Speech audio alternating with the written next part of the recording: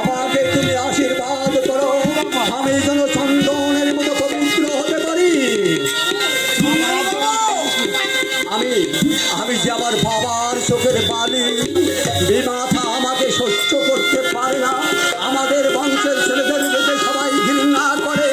নীলুদা, তুমি এখনো তাদের মতো আমাকে একা পেয়ে অপেক্ষা করে দূরে সরিয়ে দিও না। নীলুদা, দূরে সরিয়ে দাও। তোমাদের হৃদয়ের ফুলদানিতে এই শুকিয়ে কালো হয়ে যাওয়া গোলাপ ফুলে এতটুকু ঠাঁই দিও নীলুদা, এতটুকু ঠাঁই দিও, এতটুকু ঠাঁই দিও।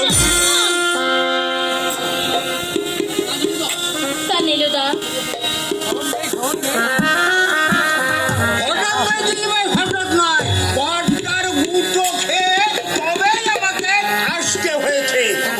বাপে এসে পড়েছে। আরে এসেই আমার উপর হম্বিতম নেই, শিগগির যা নিলো শিগগির যা।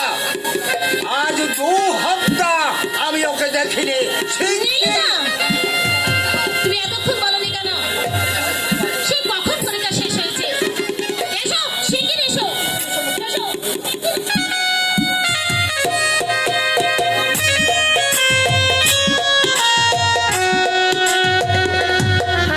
তুমি আর অমত করো না ভাই।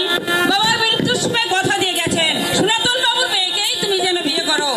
আশীর্বাদও তিনি সেরে গেছেন, তার অন্তিম আদেশ তুমি অমান্য করো না ভাই। আমি নিরুপায় বৌদি, পারুলকে যে আমি পাকা কথা দিয়ে এসেছি। না, কোনো কিন্তু নয়। বাবার নির্ধারিত লগ্নেই তোমাকে বিয়ে করতে হবে, নইলে বাবার আত্মায় শান্তি পাবে না।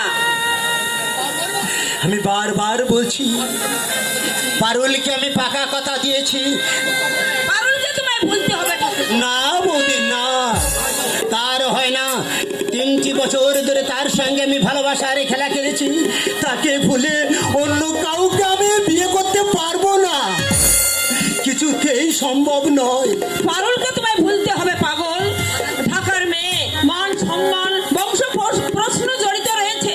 তাছাড়া তুমি সাবালক শিক্ষিত, না বললেও তুমি তো বুঝতে পারছো। এছাড়া আর কোনো উপায় নেই। কিন্তু এখনো কিন্তু বেশ, তোর যা ইচ্ছে তাই তুই কর।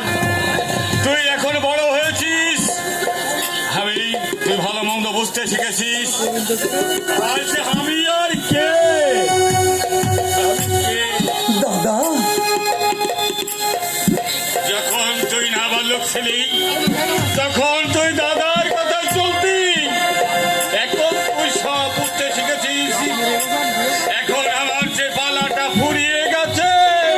চুপ করো দাদা, তুমি চুপ করো। জীবনের শেষ দিন পর্যন্ত আমি তোমাদের কাছে সেই নাবালকই থাকবো দাদা। উত্তম, সত্যি পাগল।